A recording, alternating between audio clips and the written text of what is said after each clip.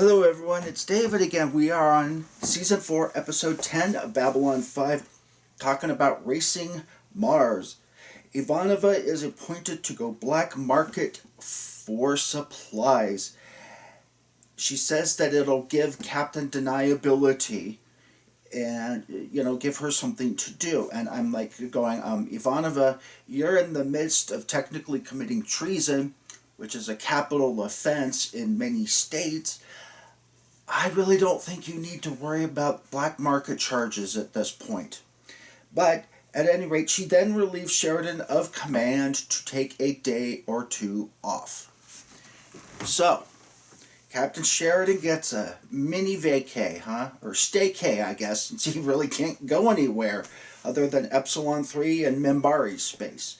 But at any rate, Marcus catches Captain Jack eavesdropping on him and Franklin, and we cue the entrance, and we find Donovan Scott, a wonderful actor as Captain Jack, a very lovable character, well regarded within the B5 community. Michael Garibaldi and Sheridan get into a heated argument about a messianic complex. And I have here in my notes, was Michael Garibaldi wrong? I wonder if Sheridan didn't get a messianic complex. But, not many people get to actually die for a week and then come back. A lot of my patients who survived devastating illnesses like cancer, they've reported a complete change in their attitude. In fact, one of my closest friends ended up divorcing her husband.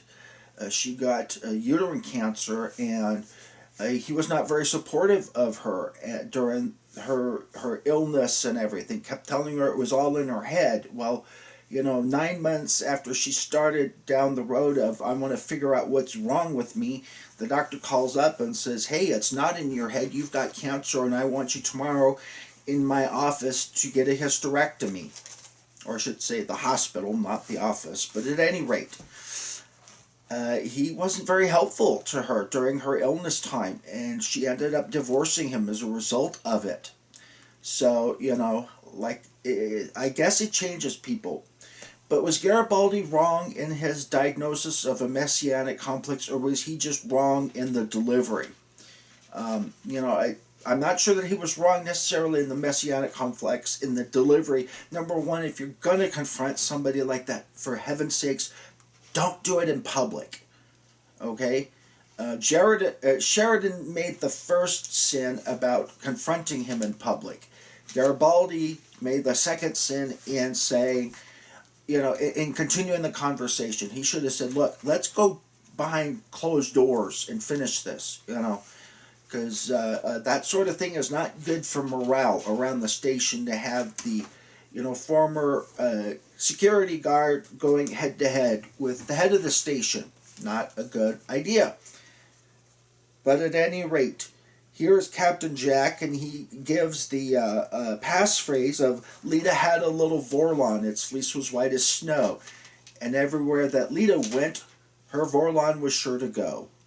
Heavily memmed, so keep that in mind.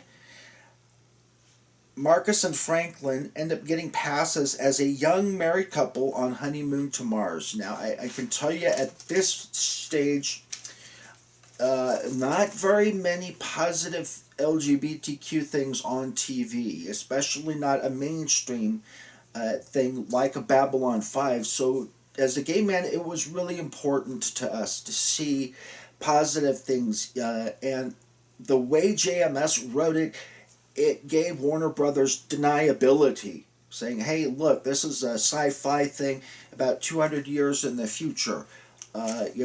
So when the church groups start foaming at the mouth because of it, it would give them an out, basically. And it's important. A lot of people say, well, David, you've had gay marriage and all of that stuff. What more is there to do? Well, let me tell you something. Within the first hour of getting gay marriage on 2015, I got 4 death threats on Facebook. I kid you not. Had never had a death threat in my entire life. Had 4 people, 3 of them I actually knew, sent me very nasty emails and then blocked me, so of course I can't respond to them, about wishing me dead. Uh, when Donald Trump was elected president, I had 6 death threats. Okay? 6 of them within less than a week. And just on this channel, in the last week, I had someone accuse me of being a child molester with no evidence whatsoever. So I'm sorry, but homophobia still exists. And in 1990s America, for JMS to put forward a positive look for the LGBTQ community, I say says a lot about his character, and I personally think he's a wonderful guy. That, and if you ever follow him on his Patreon account, he's working a lot with establishing anyway, I'm not going to get into it because that's his business. So check out his Patreon account, okay? You're going to get information there even quicker than you get it on here on this channel, okay? That's all I'm going to say about that. But at any rate, Marcus and Garibaldi's confronted about his heat with Sheridan by the Edgar's industry guys. Not anything comes out about it this time, but we'll see later. Garibaldi ends up signing to the cause. Marcus and Franklin arrive on Mars. Yay! And we learn later that there are 50 rituals Minbari perform before choosing a mate. And tonight they must perform the ritual of finding each other's pleasure centers.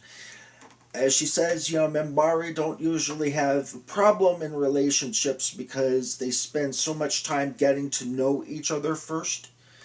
I mean, is there,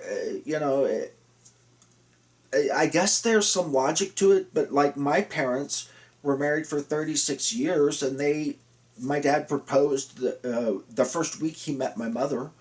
And this is the 1950s America, which is not uncommon.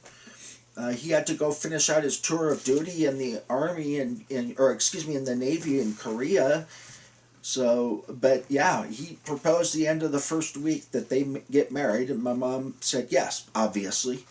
But anyway, they were married 36 years till death do them part.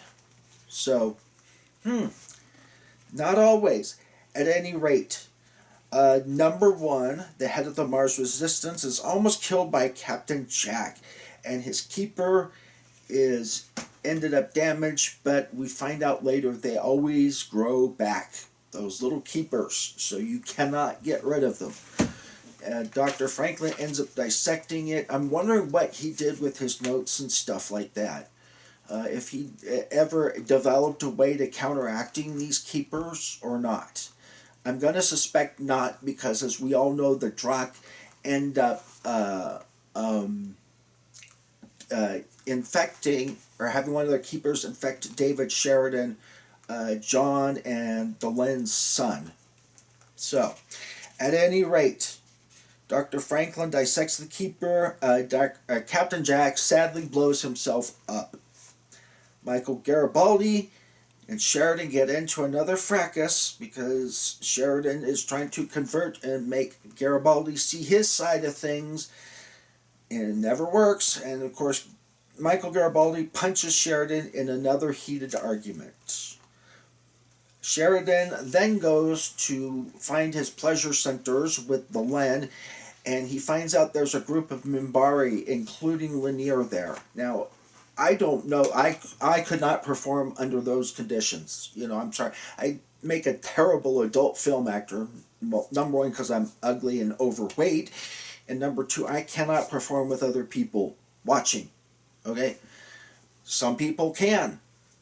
I don't know. I don't know if I should ask to make a comment on that down below, because I don't think YouTube would like it, but what the hell, I'm not monetized anyways, so it really doesn't matter. If you would like to discuss it, go ahead and make a comment down below. We'll see what people have to say about that. I'm really excited to find out what people say. But Anyway, as they're doing their thing, Sheridan gets on the elevator with Lanier, and Lanier looks at him and says in a rather disgusted tone of voice, "You woo-hoo?" Very heavily memmed. At any rate, number one ends up asking Franklin to dinner, while Marcus ends up, I think, pulling watch. At any rate, lots of stuff to discuss down below. You'll notice that it's quiet. I've decided my cats are going to be exiled outside of my bedroom because last commentary I tried to upload, they literally fought 3 times. As soon as I hit the play button, okay, if I hit the pause button, they immediately quieted down. But as soon as I hit that play button, they were just screaming and carrying on. And I thought, you know what, this is really, I've had enough of this crap. So they're outside. So if you hear some scratching in the future episodes, that's why. At any rate, like, comment, subscribe, and share. Hope you'll have a good rest of your day.